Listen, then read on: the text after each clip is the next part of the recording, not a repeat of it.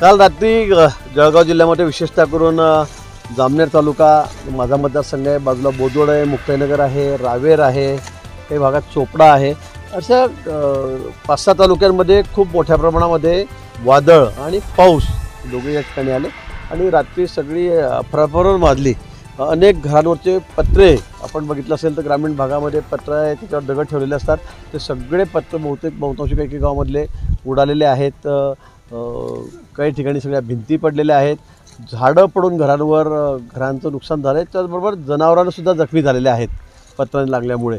परंतु सुदैवाने जीवितहानी कुठेही त्या ठिकाणी झालेली नाही।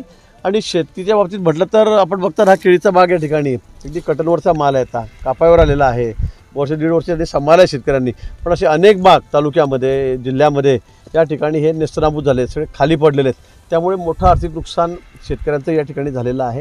आणि म्हणून आज मी सकाळीच मुंबईत आलो आणि सकाळपासून सगळा दौरा करतो आहे। आता इथून पुढे बोदवड मुक्ताईनगर त्या तालुक्यात जातो आहे। जिल्हाधिकारी आहेत, तहसीलदार आहेत, प्रांत आहेत, सगळेच कामाला लागलेले आहेत, कृषी अधिकारी आहेत आणि सर्व आम्ही पंचनामे करण्याचे आदेश या ठिकाणी दिलेले आहेत। एक आज उद्यामध्ये सगळे पंचनामे होतील आणि तात्काळ मदत करणाऱ्या लोकांना राहायची सुद्धा व्यवस्था, कोणी मंदिरामध्ये कोणी शाळेमध्ये थांबलेले आहेत तर त्यांना आर्थिक स्वरूपामध्ये मदत त्या ठिकाणी तात्काळ केली जाईल।